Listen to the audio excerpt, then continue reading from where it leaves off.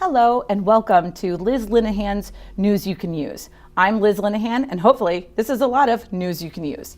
Tonight we'll be talking about personal safety, and we're going to be talking to Officer Regan of the Cheshire Police Department, and we'll also be speaking with Ralph Bergamo from Bergamo's Martial Arts, so we can make sure that you can keep yourself and your personal property safe. But before that, we're going to go right into our segment, #AskLiz. So Paul from Southington tweeted out to me and he asked, quote, "Hey Liz, do you support transferring juveniles to adult court if they steal cars?" Well, I'm really glad that you asked that, Paul, and it's actually important for our topic tonight. And the short answer is no, I don't. And here's why. Juveniles should be treated differently than adults because they are different than adults. There have been plenty of studies that show that if you stick a juvenile into an adult treatment facility or an adult jail, that they just don't have the services and they're more likely to offend and reoffend. We also know that the human brain doesn't stop growing until the age of 25. And so that means that the front center of the brain doesn't have the ability to make really good choices yet. And that's why we also see teenagers doing a lot of stupid things, many of which we'll be talking about tonight. But so therefore, we need to make sure that if we have teens who are breaking the law and we want them to become good, productive citizens, that we need to treat them like teens. Now, that doesn't mean that they don't deserve some sort of repercussions for their actions. So I'd like to say that instead of transferring juveniles to adult court, instead what we do is toughen the laws so that juvenile sentences can become harsher and longer, but be better for the type of person that they are, which essentially is still a kid. So thank you so much, Paul, for that question. And with that, we are going to now segue into the first of our personal safety. And I'd like to welcome Officer Regan from the Cheshire Police Department. How are you? I am well. Thank you very much. Thank you for having me. I'm so glad you're here. It's nice to see you again. We've worked a couple times together in order to talk about personal safety, property, and making sure that we are keeping ourselves in a good block watch, friends of neighbors, keeping communication open so that we don't become victims of crime. So I'm happy you're here to talk to me about that a little bit today. First, why don't you talk about how long you've been on the force and what you do? I've been with Cheshire Police Department for about 20 years now, and I'm currently the K-9 officer. Has it really been 20 years? It most certainly has. And how long have you had the K-9? He is 5 now. He's been in service for just over 3 years. And for the record, I asked if he could come in today, and I was told no. Yeah, this is too small of a set for him. Too small of a set? Yeah. Well, bring a dog anywhere. He's high maintenance. So let's start talking about this. You know, there's been a lot of talk about break-ins, car break-ins, especially by juveniles. And it's been in the news a lot. It's been on our own Cheshire forum, on Facebook often. We've seen an uptick here in Cheshire and in the suburbs, but isn't it true that overall the car thefts in general in the state of Connecticut and around the country have actually been going down? It is. Studies are showing that there are less now than there were. I think some of it's education. I think the opportunity for them is not there as much as it was, which would help with that. Listen, you don't have to tell me. I think that the key to everything is education. And if we could get these kids proper education and show them that there's a life outside of crime, we'd all be better. I do not disagree with that. Well, I'm going to have you sign something that says you don't disagree with that later, because that's important. I'm going to bring that news up to Hartford. One thing that I was touching on was education with the citizens, though. I don't mean to throw a curveball, but what I mean is a lot of it is an opportunity that the juveniles, which most of the offenders are, a lot of them are juveniles from all over the state. It's a statewide, if not nationwide, issue. But a lot of the offenders are juveniles. They come into town from other areas, and they take advantage of vehicles that are unlocked. And so that's exactly right. So let's back up to the first part of your statement. So they are coming from the cities into the suburbs. So while overall car thefts are down, it looks to us in Cheshire, Southington, and Wallingford like it's happening more and more often because it's just moved from the cities into the suburbs. Is that correct? That could be accurate. The city, I think, is still having some issues, but what we find is we're finding groups from Hartford, New Haven, Bridgeport, Waterbury, Meriden. Those are the kids, when we do make arrests or we do investigations that lead us to suspects, we find that that's who they are. So they do come into town from out of town. They will victimize our citizens, and a lot of the property and or cars that they do take is usually traced back and found in one of those cities. Absolutely. And I just want to touch on really briefly that there have been some changes to the juvenile justice system, which has made it more difficult to hold juveniles if they commit these kinds of crimes. However, those changes are changing back now that there are facilities to hold them, and we know that it's now easier to hold these kids in these facilities because we actually have the beds. As we've seen in Wallingford just a few months ago, that there were 3 juveniles and 2 of them were remanded to detention while one of them was sent with their parents. So we are seeing now that juveniles are being sent to detention if it's necessary. Now, with that said, I would like to, instead of arresting these kids, let's make it more difficult for them to commit the crime in the first place. So how would a resident safeguard their personal property and their cars as best as they could? Okay, well, what we're pushing, and it's kind of a wave across the nation, it's known as the 9 o'clock curfew. And what we're trying to do is get everybody into a habit. Everybody has habits from the time they get up till the time they go to bed. They have routines of what they do. And we're trying to implement the 9 o'clock routine into that. And what it is simply just secure everything before you go to bed or wind down. You're going to put your feet up and watch some TV. Go through this routine. And part of it is making sure the house is secure and the vehicles. The biggest problem we have is it's a crime of opportunity.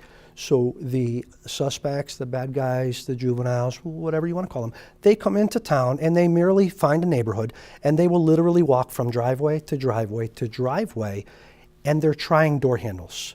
They go in the cars that are unlocked and they bypass the ones that are locked. So if we could get everybody on that page, that whatever time it is, sometime around the 9 p.m., secure your house, secure your vehicle, we can kind of minimize our citizens being victimized.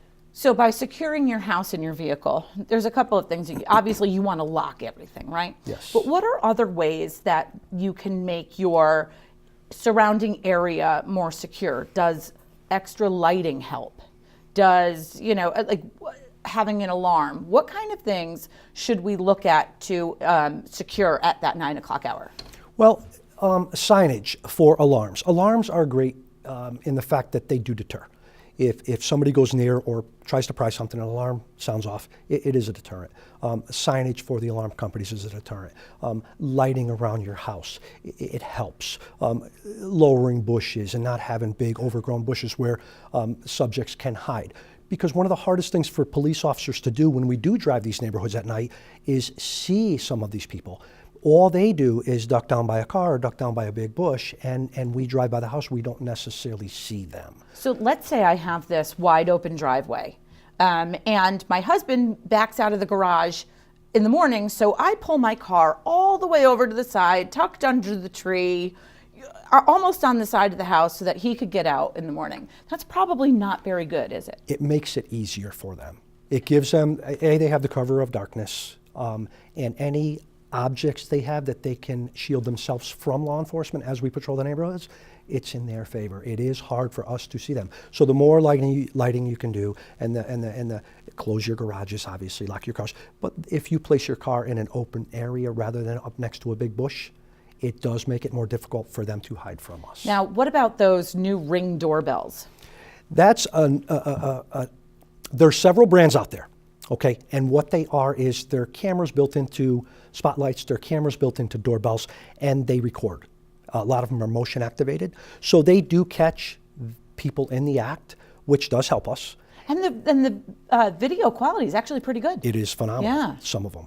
Now, they also share those with neighborhoods who have the Ring doorbells.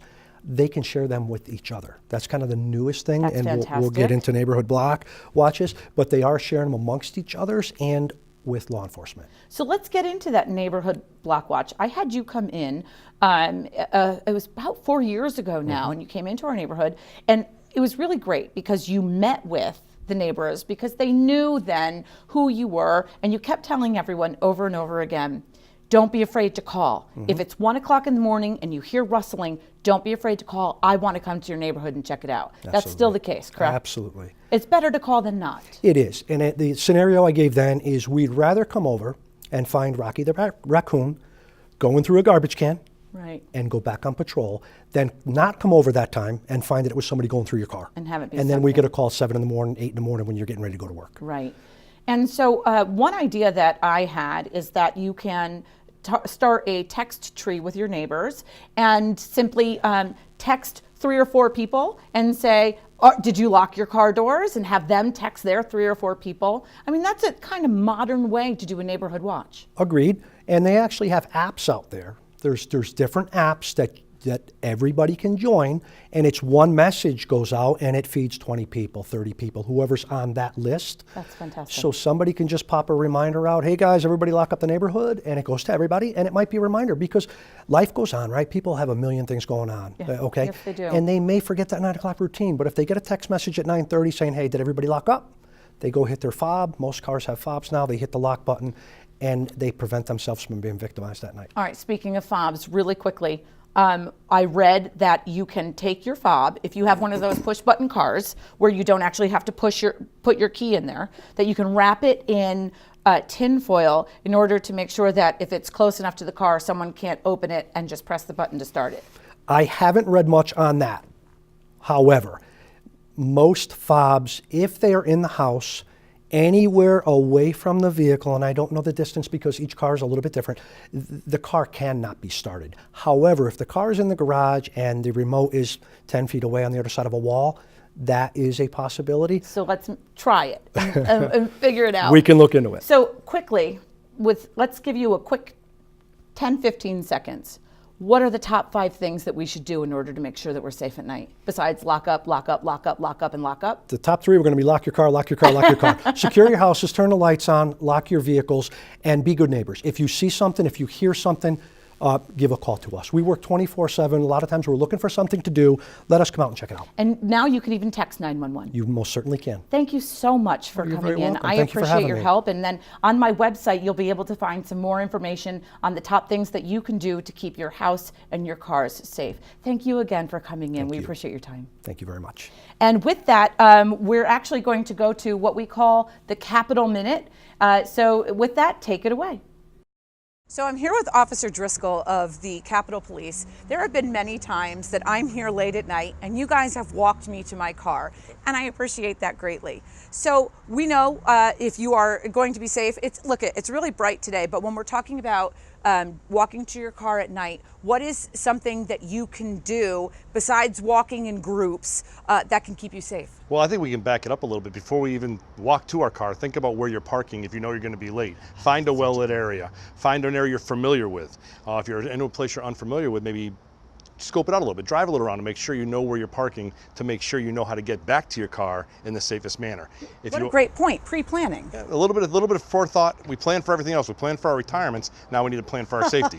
Some of us plan for our retirements. So now I do this all the time. I've got my phone in my hands, and I don't like to text while I drive. Okay. So I wind up walking to my car, aware of my surroundings. But then I get in the car, and before I leave, I send a text. I'm going to be home soon. Expect me shortly. But my face is in that phone. Is that safe? It's not the safest way to go. If you're going to do that, first thing you should do when you get in a car is lock your car and start your car. Because if you need to get away quickly, you can just put it in the drive, put it in reverse, and go. So if we're aware of what we're doing and think about it ahead of time, we wouldn't have to take that step. So we think about it, lock our cars. While you're doing it, it's okay to look up every once in a while from what you're doing, take a break, and okay, we'd rather you do that, not text and drive and do that, but we can still do that in a safe manner. But before you get in the car, just do a little quick review. Put that phone down for a second, look around. Most phones have flashlights now. Turn it on for a second if you can't see.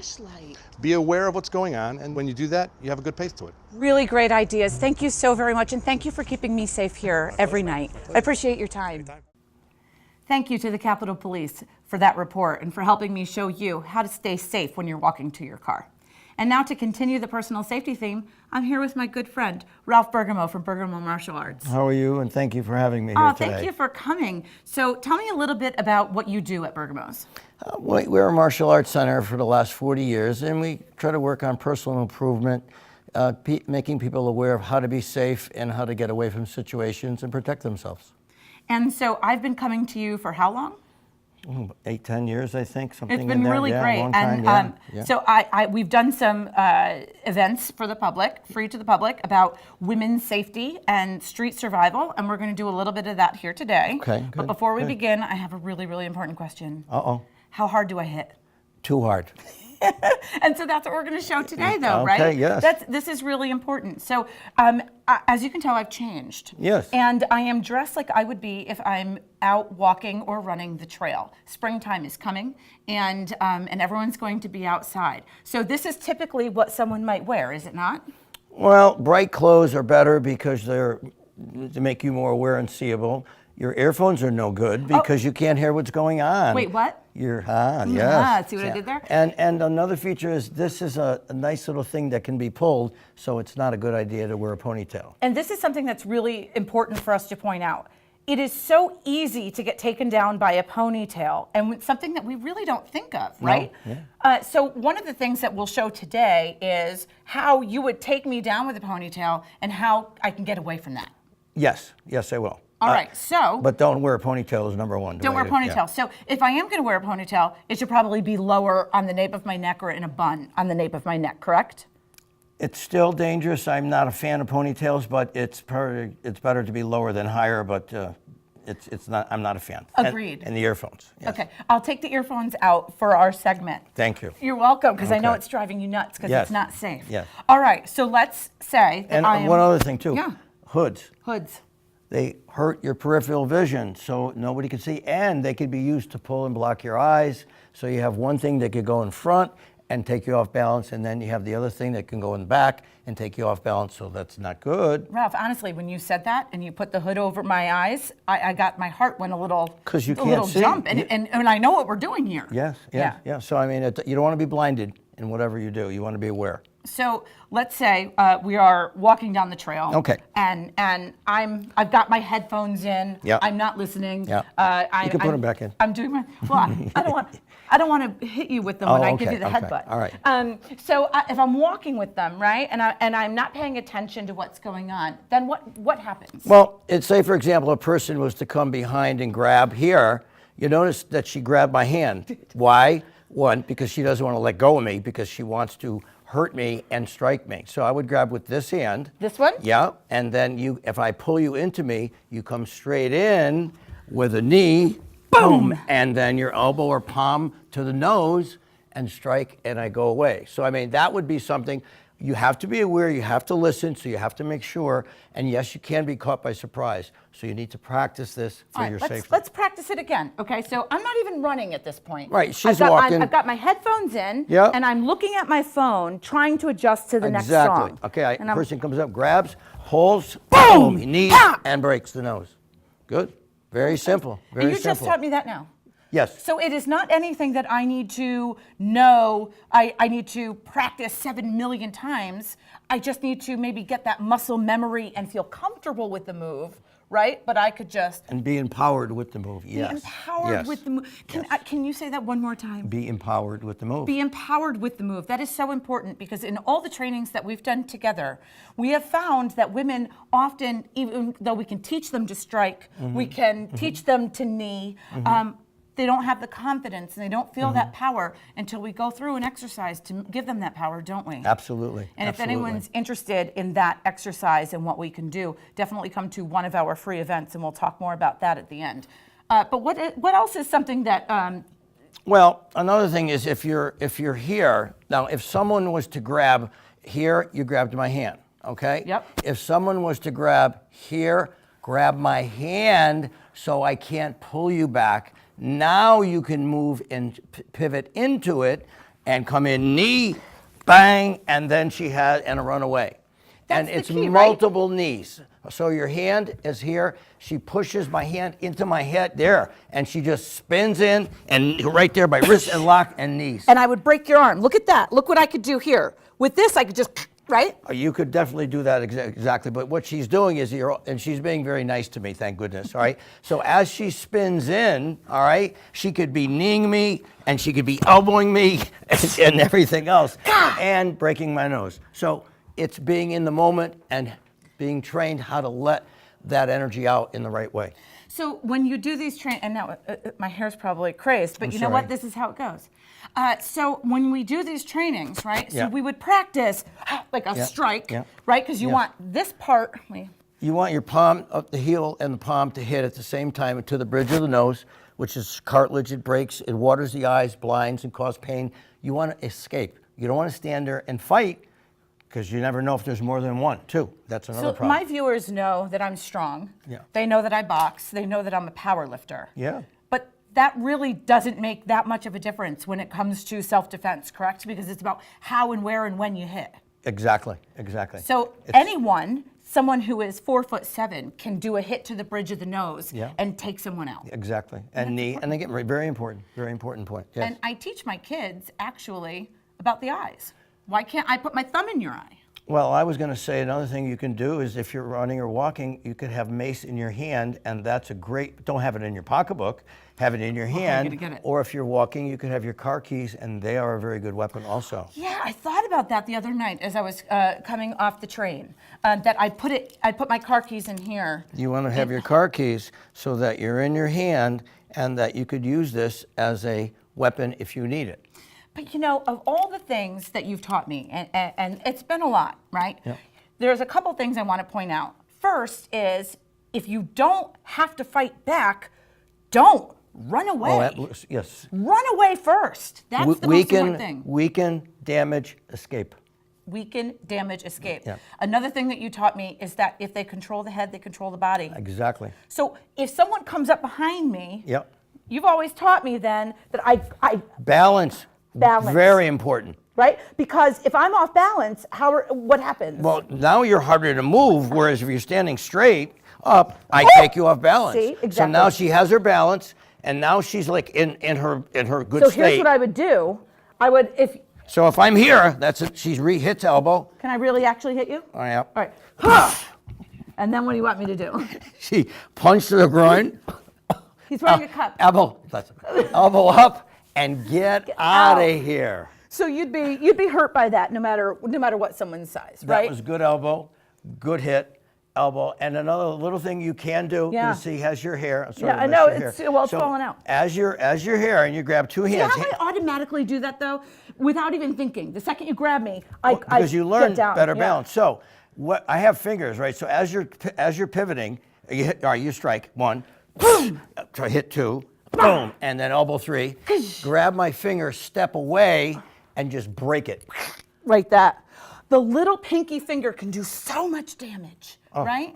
All you're doing is as it's here, and she grabs, Ow! and I move, I just take and break easy. Oh, That way you there. cracked it. I hope Yeah. the mic picked that up. Okay. So we can talk about, we only have a few minutes left. Okay. So something that I really want to talk about, we can go over these moves, and I hope that people continue to come to our free women's street survival course for I Cheshire hope so. women. Yeah.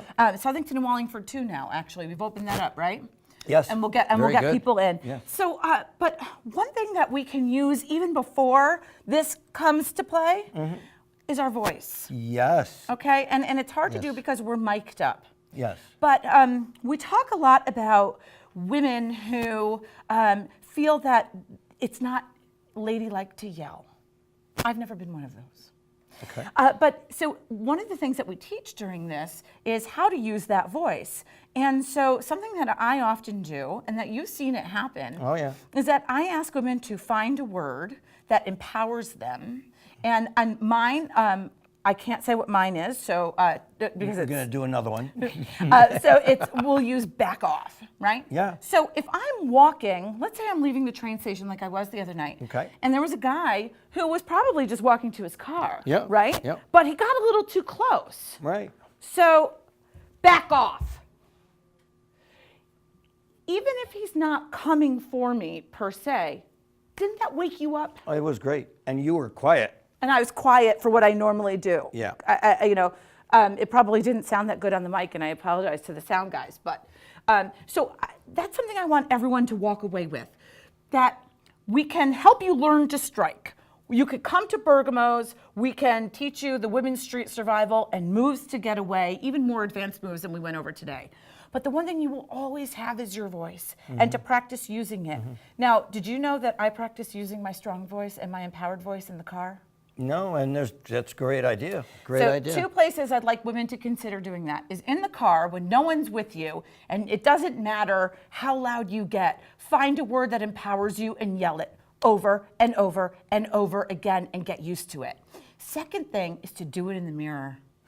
So I want you to look in the mirror because I want you to see the strength that you have. Just that voice can keep someone away. Very good. Back Very off. Good. Very good. Right? And I have to tell you, I don't know what it's like to be an attacker, but that startling would deter the person from wanting to have that problem because they're really weak and they don't need any more trouble than they already have. Well, thank you so very much for coming Thank out. you. I appreciate you greatly. Thank you. And let's just do one last thing. We've got about 20 seconds. Okay. So let's show again. If I'm walking and you grab my hair, what do? I grab it here. Here we go. Now she's in. Boom! Oh, sorry. That. I'm turning. Oh, Boom! she again. And she comes in again and breaks my finger. Ow. Good. Now listen, I know watching it simply on a TV show isn't going to give you the confidence to be able to do it immediately. That's why we want you to come down to Bergamo's when we do these free open houses for empowering women. We're going to be doing them monthly throughout the summer. So we'd love to have you come down. You can visit my website, lizlinehan.com for more details, or bergamos.com. Thank you so very much. Thank I you so appreciate much. your time. Thank you. And we'll see you next time on Liz Linehan's News You Can Use.